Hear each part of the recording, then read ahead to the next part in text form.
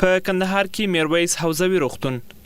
دې روغتون ته هره ورځ په اوسط ډول تر لسو پورې د جګړې قربانیان وروړل کیږي، خو ډېر یې خپل ژوند روغتون ته پر لاره بایلي. په روغتون کې بستر د جګړې قربانیان افغان سولې ته خورا خوشبینه دي. دوی زیاتوي چې جګړې ولس او ښکیل غاړو ته زیان اړولی او که سوله راځي نو هوسا ژوند به له سره پیل کړي.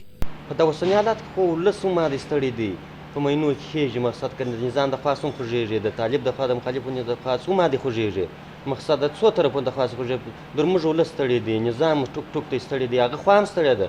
بل افغانستان ته یو دغه حالات راغلي دي، نو خو الله پاک چې بس زموږ د مربۍ سوله راولي، پروردګار دې سوله راولي. بس سوله راسي خبره نشته، خیر و خیرات.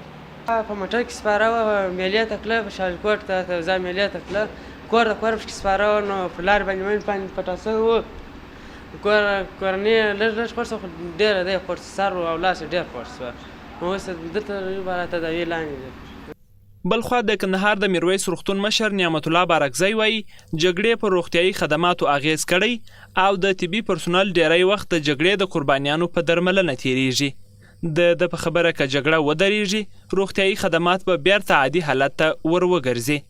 1996 کې ICRC د جنگ په خاطر باندې د روغتون حمایه کوي، یوازې د جنگ د زخمیانو په خاطر باندې. وروسته بیا دوی د ټوله شفاخانه، نو طبعا چې جنگ کم سي زموږ زخمیان کمیږي، زموږ ټول د جنگ قربانیان کم سي، نو موږ به خپل نارمل خدماتو ته په صحیح توګه رسیدګي کولی. نور جنگ د څه لپاره؟